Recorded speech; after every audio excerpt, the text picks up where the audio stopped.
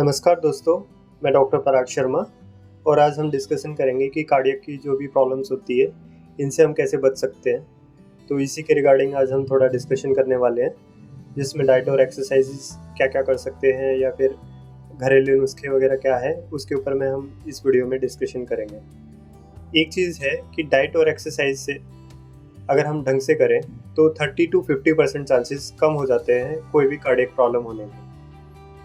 एक proactive health monitoring करना चाहिए। मतलब हमें कुछ हेल्थ के पैरामीटर्स होते हैं, जैसे कि कोलेस्ट्रॉल हो गया, बीपी हो गया, डायबिटीज़ हो गया और ओबेसिटी, बीएमआई हमारा कितना है उसको भी मॉनिटर करते रहना चाहिए। हमारे कोई गम्स की डिजीज़ तो नहीं है ना, मसूड़ों में कोई ब्लीडिंग होता है, उससे भी कार्डियक में प्रॉब्लम्स हो सकती है।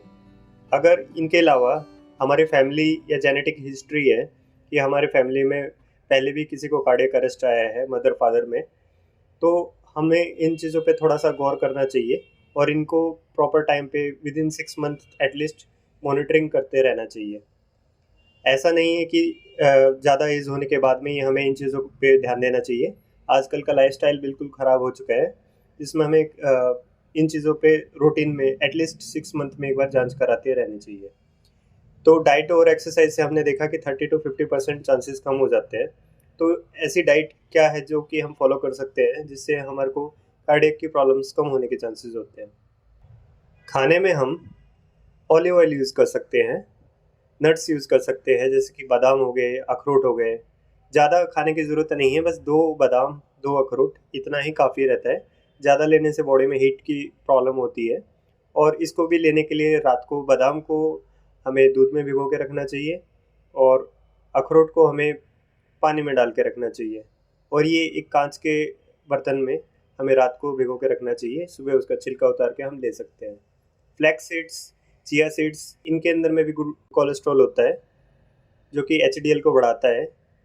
ओमेगा 3 एस, ये चीज़ें बढ़ती हैं इन चीज़ों से और ये जो ओमेगा 3 एस होता है, ये ट्राइग्लिसराइड्स को, जो कि खराब कोलेस्ट्रॉल होता है, उनको धीरे-धीरे कम करता है। तो हमें अपनी डाइट में इन चीज़ों को इंक्लूड करना चाहिए। कॉमन चीज़ें क्या-क्या अवॉइड करनी है अपने को?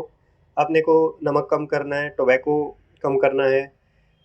1 साल अगर कोई बंदा स्मोकिंग या फिर टोबैको का यूज़ कम करता है, तो 50% चांसेस कम हो जाते हैं कि उसको कोई कार्डियक की प्रॉब्लम होगी। ऐसा नहीं है कि 1 साल में बस 50% ही होगा। अगर आप लाइफ़स्टाइल को, इन चीज़ों को मॉडिफ़ाई करोगे, तो 50% से ज़्यादा हम इम्प्रूवमेंट कर सकते हैं। अल्कोहल कंज़म्पशन हमने देखा कि उससे भी नुकसान होता है। जितने भी जंक फूड है, इनके अंदर में ट्रांस फैट्स और सैचुरेटेड फैट्स होते हैं, जो कि एलडीएल को बढ़ाते हैं, जो बैड कोलेस्ट्रॉल होता है उसको बढ़ाते हैं। तो इन चीज़ों को हमें अवॉइड करना चाहिए।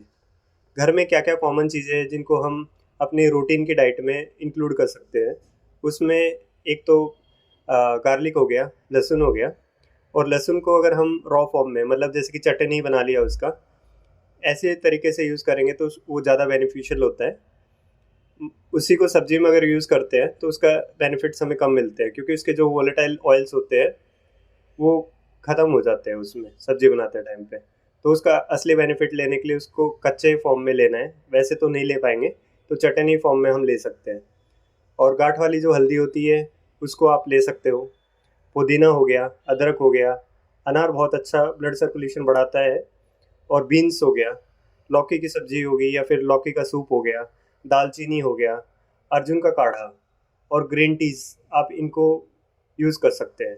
हिबिस्कस टी का भी बहुत अच्छा रिज़ल्ट आता है और एक फ्रूट होता है जो कि लद्दाख में उगता है, जिसको हम सीबक थॉर्न कहते हैं। ये भी ब्लड वेसल्स को बहुत अच्छी तरह क्लियर करता है। जूस हम क्या-क्या ले सकते हैं? लौकी का, तुलसी का और पुदीना का। इन जूसेस को हम ले सकते हैं। अगर इनकी ठंडी तासीर लगे तो हम इसमें काली मिर्च ऐड कर सकते हैं। लाइफ़स्टाइल के अंदर में हमें क्या मॉडिफ़िकेशन करना चाहिए? आधा घंटा सुबह, आधा घंटा शाम को हमें एक्सरसाइज़ करनी चाहिए। एक ही दम आपको जिम में जाके ज़्यादा स्ट्रॉन्ग एक्सरसाइज़ेज़ करने की ज़रूरत नहीं है। बट अपने धीरे-धीरे आप अपना स्टैमिना बढ़ा के बाद में आप बड़ी एक्सरसाइज़ेज़ पे भी जा सकते हैं। डायरेक्टली जिम में जाके अगर आप एक्सरसाइज़ेज़ करना चालू हो जाओगे एक बार मोटिवेट होके, तो उससे कार्डियक की प्रॉब्लम्स बढ़ती है, कम नहीं होती। तो धीरे-धीरे करके आप एक्सरसाइज़ेज़ करिए, उसके बाद में आप अपने लाइफ़स्टाइल में इसको एक पार्ट बना लीजिए, ठीक है? और आपको क्या करना है, अगर आपका सिटिंग का काम है तो बीच बीच में आपको उठना चाहिए, बीच बीच में एक ब्रेक लेना चाहिए। अगर आपका बैठने का ही काम है, आपका जॉब है, उसमें बैठना ही पड़ता है लगातार, तो बीच बीच में उसमें ब्रेक लेना चाहिए। और ब्रेक लेके आपको थोड़ा बॉडी की फिजिकल एक्टिविटीज़ को नॉर्मलाइज करना चाहिए। स्ट्रेस को कम करने के लिए योगा कर सकते हैं और डीप ब्रीदिंग एक्सरसाइजेज कर सकते हैं। इनसे जो स्ट्रेस हार्मोन होगा वो कम होगा और कार्डियक प्रॉब्लम्स वगैरह भी हमें कम होंगी। इनमें से अगर आपको कुछ भी फॉलो करना है तो आप एक बार अपने डॉक्टर से कंसल्ट कर लीजिएगा कोई भी नुस्खा यूज़ करने के लिए, क्योंकि अगर आप हाइपरटेंसिव मेडिसिन पे या फिर और दूसरी मेडिसिन लेते हैं तो उनके साथ में इन चीज़ों का कॉम्बिनेशन आप अपने कार्डियोलॉजिस्ट से एक बार कंफर्म करके इन चीज़ों को फॉलो करिएगा।